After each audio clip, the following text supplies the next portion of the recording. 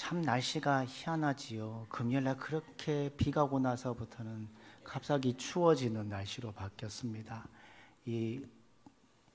또 이 가운데 건강 조심하시고요. 감기 걸리지 않도록 하나님 은혜 가운데 살기를 주님의 이름으로 축복합니다.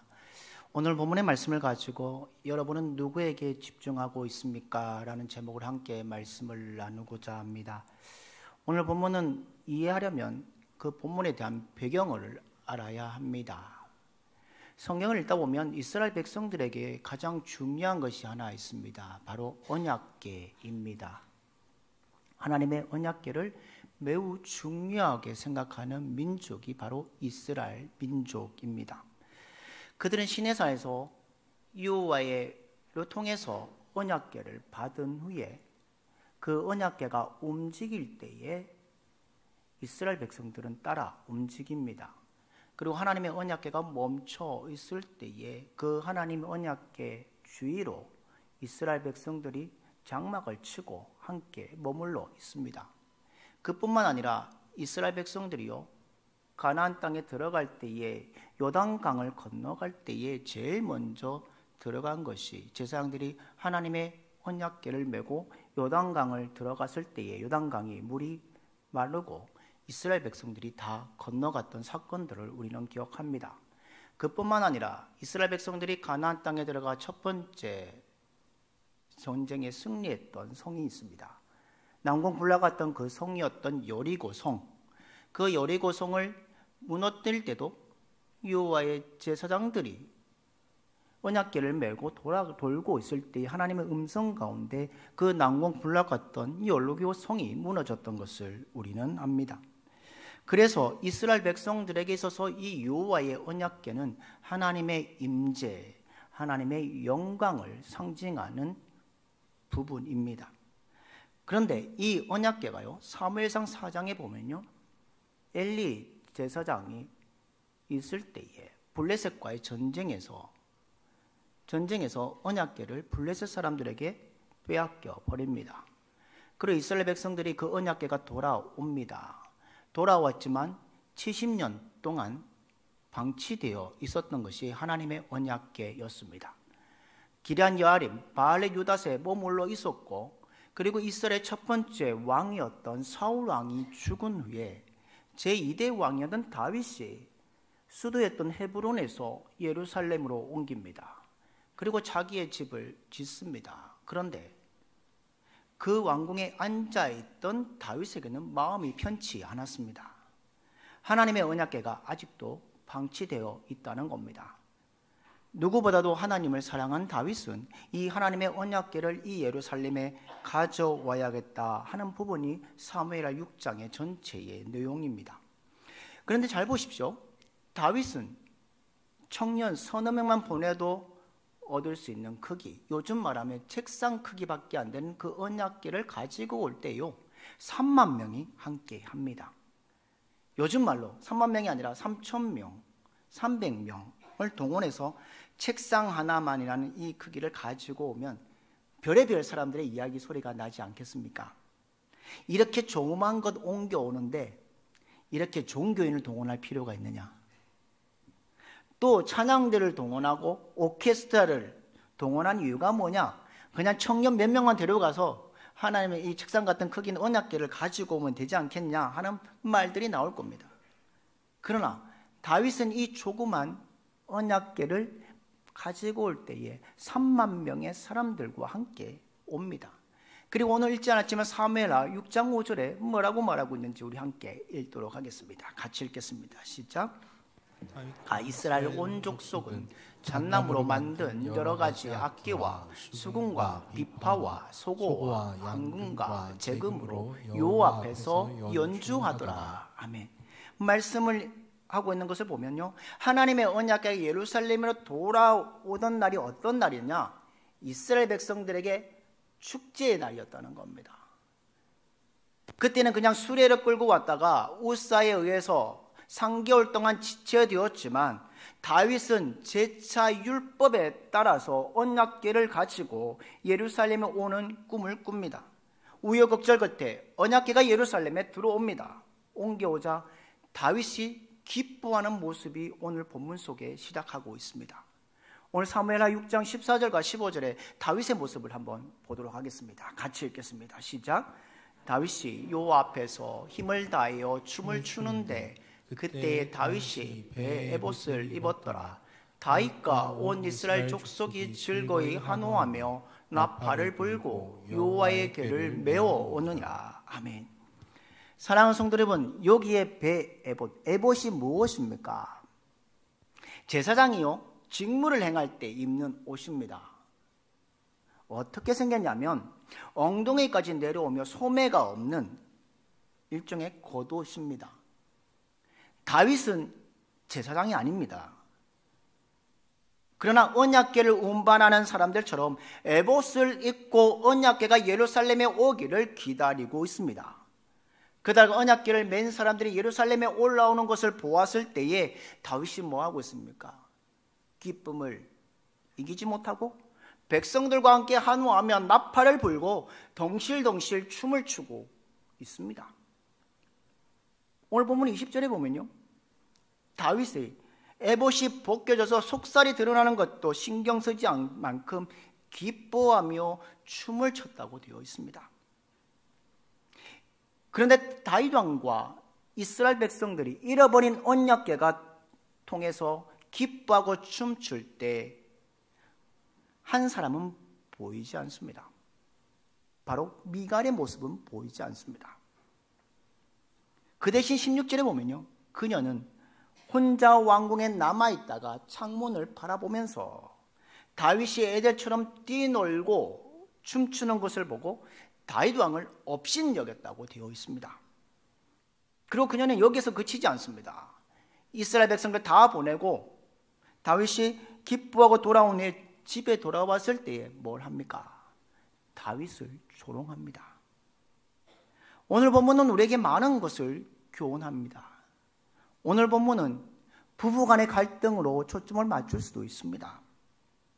예배자의 자세에 초점을 맞추면 몸 찬양의 원조인 다윗의 모습을 볼 수도 있습니다. 봉사자의 자세에 초점을 맞출 수도 있습니다. 하나님의 성부를 아름답게 다룬 다윗의 모습을 볼 수도 있습니다. 그런데 저는 오늘 다른 부분에 초점을 맞춰 보려고 합니다. 저는 오늘 이 시간 다윗과 미갈 두 사람이 정반대로 행동한 이유에 대해 초점을 맞추어 보려고 합니다. 하나님의 언약궤가 예루살렘에 돌아오자 남편 다윗은 감격하며 춤을 추는 반면에 미갈은 뭐합니까? 남편의 행동을 오히려 비난하고 조롱까지 했습니다. 그 이유가 무엇일까요? 다윗과 미갈이 왜 정반대 방향으로 삶을 살았고 행동했을까요? 여러 가지 이유가 있겠지만 가장 큰 이유는 집중의 차이였다는 겁니다. 또한 다윗과 미갈이 집중한 대상이 달랐다는 겁니다. 집중한 대상이 어땠는지를 오늘 말씀하고 있습니다. 첫 번째는요, 사람에게 집중한 미갈입니다. 사랑하는 성도 여러분, 미갈은 오늘 누구에게 집중하고 있습니까? 사람들에게 집중하고 있습니다. 오늘 본문 20절 말씀을 보십시오. 우리 20절 말씀을 같이 읽도록 하겠습니다. 같이 읽겠습니다. 시작. 자기의 가족에게 축복하러 돌아오매 사울의 딸 미갈이 나와서 다윗을 맞으며 이르되 이스라엘 왕이 오늘 어떻게 영화로우신지 방탕한 자가 염치 없이 자기의 몸을 드러내는 것처럼 오늘 그의 신복의 계집종의 눈앞에서 몸을 드러내셨도다 하니. 아멘. 이 말씀을요, 표준 세번역은 이렇게 되어 있습니다. 제가 읽겠습니다. 오늘 이스라엘 임금님이 건달패들이 맨살을 드러내고 춤을 추듯 신하들의 아내와 백성들이 보는 앞에서 몸을 드러내며 춤을 추셨사오니 임금님의 채통이 말이 아닙니다. 여기서 우리가 눈여겨봐야 할 말이 있습니다. 신하들의 아내와 백성들이 보는 앞에서 라는 부분입니다. 미갈은 남편 다윗의 신하들과 이스라엘 백성들 앞에서 속살을 드러낸 것이 수치스럽다라고 비난하고 있습니다. 여러분, 그 이유가 무엇일까요? 기뻐하고 춤춘 모습의 다윗의 모습에 대해서 미갈은 왜 수치스러운 행동이라고 말했을까요? 주위 사람들에게 집중했기 때문입니다. 그래서 그녀는 남편이 그렇게 하는 것을 보고 사람들이 뭐라고 할까? 왕이 채통 지키지 못하고 행동한 것을 백성들이 욕하지 않을까? 그런 마음대로 생각했다는 겁니다. 이처럼 미갈은 주위 사람들의 눈을 의식함을 통해 하나님께 집중하지 못한 사람들에게 집중한 사람이 바로 미갈입니다. 그와 반대로 두 번째는 어떤 사람이냐? 하나님께 집중한 다윗입니다. 다윗은 달랐습니다. 사람에게 집중한 미갈과 달리 다윗은 하나님께 집중하고 있습니다. 오늘 본문 21절과 22절에 뭐라고 말씀하고 있는지 우리 같이 읽도록 하겠습니다. 같이 읽겠습니다. 시작. 다윗이 미갈에게 이르되 이는 여호와 앞에서 한 것이라. 그가 내 아버지와 그의 온 집을 버리시고 나를 택하사 나를 여호와의 백성 이스라엘의 주권자로 삼으셨으니 내가 여호와 앞에서 뛰놀리라. 내가 이보다 더 낮아져서 스스로 천하게 보일지라도 내가 말한 바 계집종에게는 내가 높임을 받으리라 한지라. 아멘. 이 말씀을요, 표준 세번역에 이렇게 되었습니다. 제가 읽겠습니다. 다윗이 미갈에게 대답하였다. 그렇소, 내가 주 앞에서 그렇게 춤을 추었소. 주께서는 그대의 아버지와 그의 온 집안이 있는데도 그들을 마다하시고 나를 뽑으셔서 주의 백성 이스라엘 다스리도록 통치자로 세워주셨소. 그러나 나는 주를 찬양할 수밖에 없소. 그래서 나는 언제라도 주 앞에서 기뻐하며 춤을 출 것이요. 내가 스스로 보아도 천한 사람처럼 보이지만 주 찬양하는 일 때문이라면 이보다 더 낮아지고 싶소. 그래도 그대가 말한 그 여자들은 나를 더더욱 존경할 것이요. 여기서 우리가 놓치지 말아야 할 말씀이 있습니다. 여호와 앞에서, 주 앞에서 라는 부분입니다. 미갈로부터 비난받은 다윗의 행동은 오직 여호와 앞에서 행동한 것입니다. 다윗은 사람 앞에서 기뻐하며 춤춘 것이 아니라 하나님 앞에서 기뻐하고 춤을 췄다는 겁니다. 그리고 앞으로도 언제나 하나님 앞에서 춤추며 찬양할 것이라는 겁니다. 사람의 눈을 의식했다는 것과 다른 미갈과 달리 다윗은 하나님의 눈을 의식했다는 겁니다. 사람에게 집중했던 미갈과 달리 하나님께 집중한 다윗임을 볼 수 있습니다. 이 말씀에서 우리에게 매우 중요한 것을 가르쳐 주고 있습니다. 세상에 보면요, 크게 보면 두 종류의 사람이 있습니다. 사람을 의식하는 미갈과 다윗과 같이 하나님을 집중하는 사람들이 있습니다. 하나님보다 사람을 더 의식하는 사람이 있는 반면에 하나님을 더 의식하는 사람들이 있습니다. 이 본문에서 우리는 돌아볼 필요가 있습니다. 여러분은 사람을 의식하는 사람입니까? 아니면 하나님을 집중하는 사람입니까? 재미있는 이솝우화가 있습니다. 밀림의 왕자인 사자가 생일을 맞이합니다. 동물들에게 제일 좋은 옷을 입고 오라고 합니다. 많은 사람들이, 많은 동물들이, 새들이 고민합니다. 어떻게 입고 가는 것이 가장 좋을까 고민하고 있는데 특별히 까마귀가 고민을 합니다. 나는 무슨 옷을 입고 가야지? 내 몸이 검은 색깔인데 어떻게 하지? 그러다가 생각한 것이 무엇이냐면 온갖 새들의 형형색색의 깃털을 모아서 자신의 몸에 꽂기 시작합니다. 앵무새 깃털, 공작의 깃털, 비둘기의 깃털, 이쁜 새의 깃털들을 다 꽂아서 잔치에 참석합니다. 숲속의 모든 동물들이 까마귀의 그 화려한 깃털을 보고서 저마다 감탄의 소리를 연발하기 시작합니다. 그런데 갑자기 어디선가 바람이 붑니다. 그 아름다웠던 모든 깃털들이 다 날아가고 말고 아름다웠던 한 마리 이름 모를 이 이쁜 새가 까마귀였다는 사실을 안 모든 동물들은 그를 꾸중시키고 혼장하고 쫓겨났다고 이소부화에 말하고 있습니다. 사랑하는 성도 여러분, 우리는 어느 정도까지는 남을 의식해야 하지만 지나치면 문제가 됩니다. 남을 지나치게 의식하다 보면 이렇게 하는 생각들을 합니다. 방 2개짜리 조그만 집에 산다고 이웃 사람이 나를 무시하지 않을까? 우리 딸이 대학에 떨어졌는데 다른 사람들이 비웃는 것 아닐까? 20년도 넘은 중고차를 타고 다닌다고 나를 무시하지 않을까 생각합니다. 그러다 보면 중요한 자기의 인생을 결정하지 못하고 사람의 눈과 의식에 따라서 결정하고 있다는 겁니다. 그뿐입니까? 우리의 신앙생활도 마찬가지입니다. 하나님보다 사람을 더 의식하면 제대로 신앙생활 할 수 없습니다. 예수님 당시에 바리새인들을 보십시오. 그들은 시장 한가운데서 하늘에 손을 들고 기도합니다. 그때 예수님은 바리새인들이 어렵다고 하지 않으셨습니다.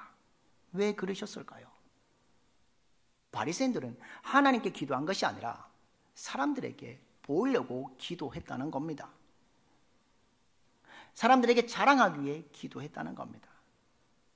이처럼 성경에 보면 하나님께 지나치게 위하는 것보다 주위 사람에게 의식하는 사람들은 하나님은 싫어하지만 하나님을 의식하고 하나님께 집중하는 사람들에게는 축복했던 삶이 있습니다.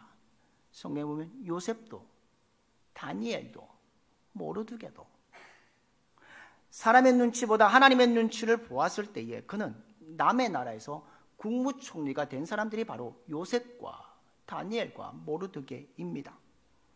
오늘 본문에 등장한 다윗도 마찬가지입니다. 여러분, 이 본문 이후에 다윗의 이야기를 전부나 잘 알고 계십니다. 우리가 알다시피 다윗은 밧세바와 간음합니다. 그뿐만 아니라 밧세바의 남편인 우리아를 죽입니다. 그럼에도 불구하고 하나님은 다윗을 버리지 않으셨습니다. 그 이유가 무엇일까요? 다윗이 잘못을 지은 후에 철저하게 하나님 앞에서 회개했다는 겁니다. 그리고 그는 항상 하나님을 의식하며 생활했다는 겁니다. 그의 내도에는 사람에게 있지 아니하고 하나님께 집중했습니다. 사람을 두려워하는 것이 아니라 하나님을 두려워했던 사람이 바로 다윗입니다.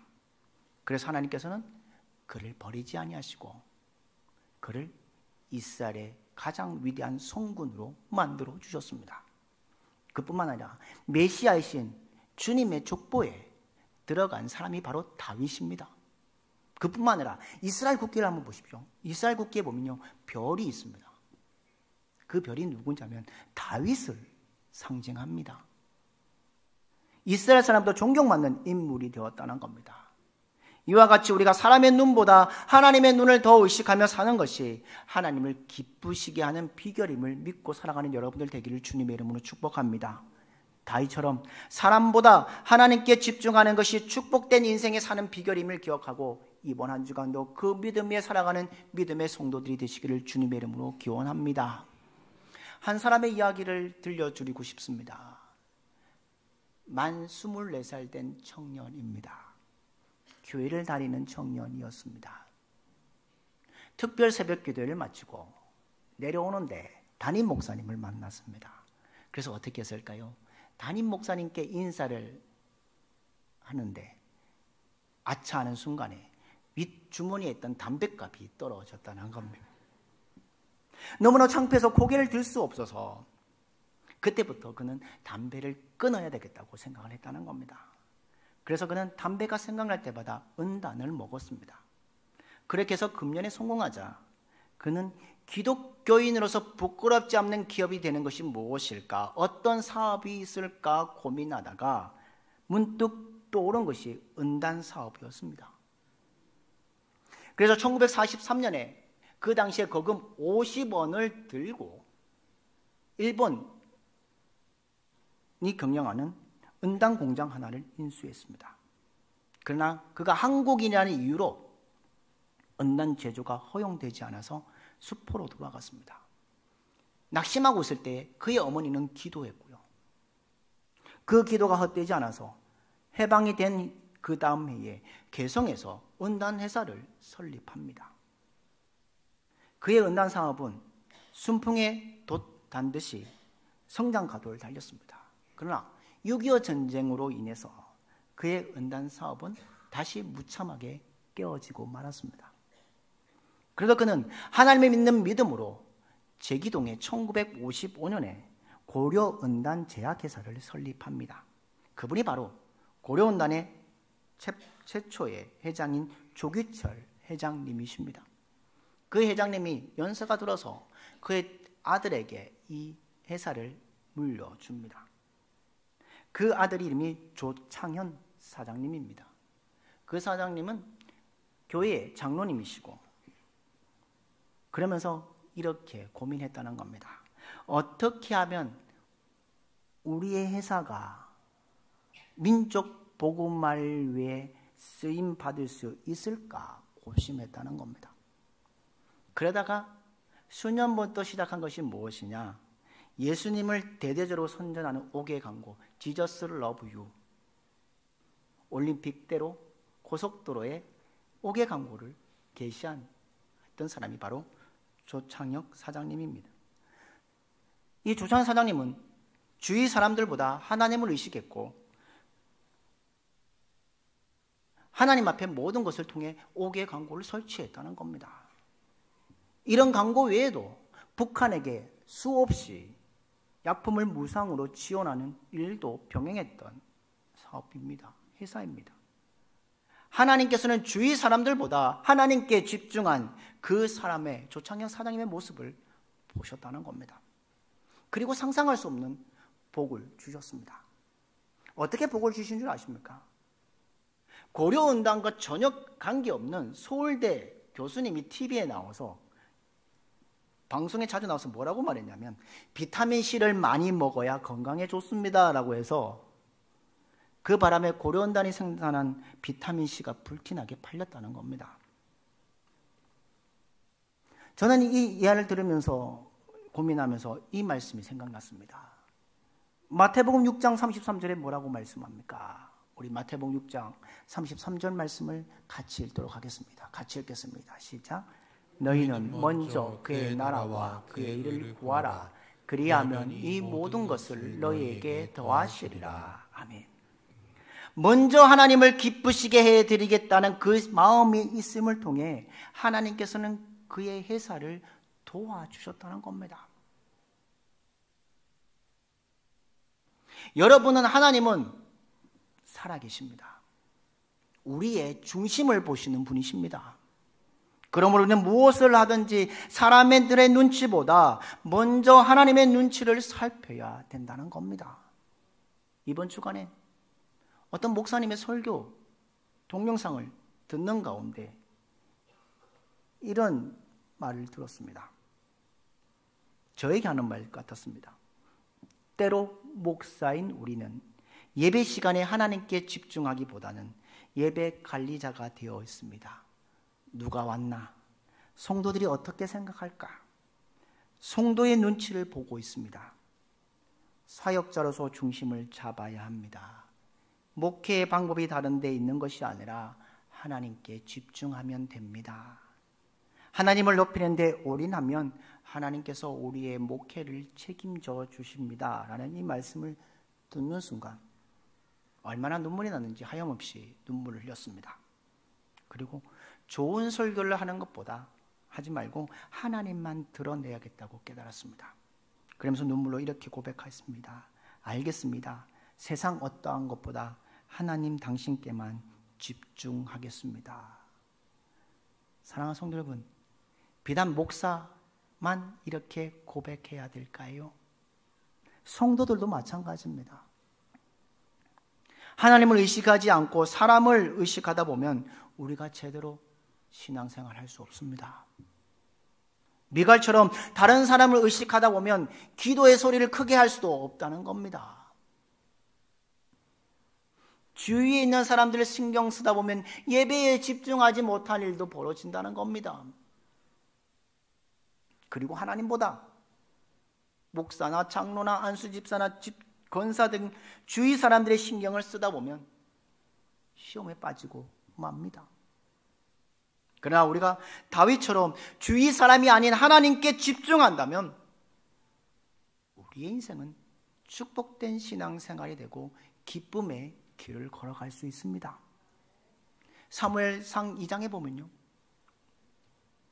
엘리 제사장 집안을 향해서 하나님께서 하신 말씀이 있습니다. 그 말씀 무엇이냐? 사무엘상 2장 30절에 말하고 있습니다. 우리 같이 읽도록 하겠습니다. 같이 읽겠습니다. 시작. 그러므로 이스라엘의 하나님 나 여호와가 말하노라. 내가 전에 내 집과 내 조상의 집이 내 앞에 영원히 행하리라 하였으나 이제 나 여호와가 말하노니 결단코 그렇게 하지 아니하리라. 나를 존중히 여기는 자를 내가 존중히 여기고 나를 멸시하는 자를 내가 경멸하리라. 아멘. 여기 말씀을 보십시오. 나를 존중히 여기는 자는 내가 존중히 여기고 나를 멸시하는 자는 내가 경멸하리라고 말씀하고 있습니다. 우리는 누구의 눈치를 보고 살아야 합니까? 미갈처럼 사람의 눈치를 보고 살아간다면 하나님이 주신 축복의 길을 걸어갈 수 없습니다. 다윗처럼 하나님의 눈치를 보고 살아가야 합니다. 미갈처럼 사람에게 집중하는 것이 아니라 하나님께 집중하는 다윗의 모습으로 우리는 살아가야 합니다. 여러분의 인생, 여러분의 한 주간의 삶 가운데 여러분 어디에 집중하고 사시겠습니까? 세상 사람 주위에 소리에 집중하며 살아가시겠습니까? 아니면 하나님이 들려주시는 하나님의 눈앞에 집중하며 살아가시겠습니까?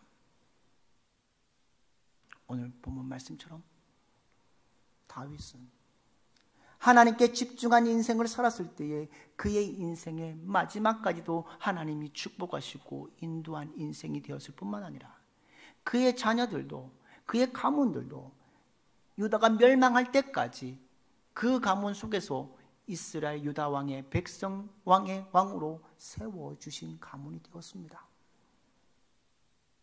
여러분들도 이번 한 주간 내 신앙의 삶 가운데 하나님께 집중하며 살아가는 여러분들 되길 주님의 이름으로 축복합니다. 하나님만을 바라보고 사람을 의지하는 것이 아니라 하나님께 매달리며 믿음 가운데 살아가는 여러분들 되길 주님의 이름으로 축복합니다. 성경에 요셉처럼 다니엘처럼 모르드게처럼 하나님께 집중했을 때에 그의 인생은 그의 삶은 승리의 인생이었습니다. 이번 한 주간도 살아가는 순간순간마다 하나님께 집중함을 통해 하나님께 받은 은혜를 통해 여러분들 모두가 승리하는 믿음의 성도들이 되시기를 주님의 이름으로 축복합니다. 복된 인생으로 살아가기를 원합니다. 하나님 원하시는 기쁨의 인생을 살아가기를 원합니다. 그 삶이 가득한 믿음의 성도들 한 분 한 분 되시기를 주님의 이름으로 축복합니다.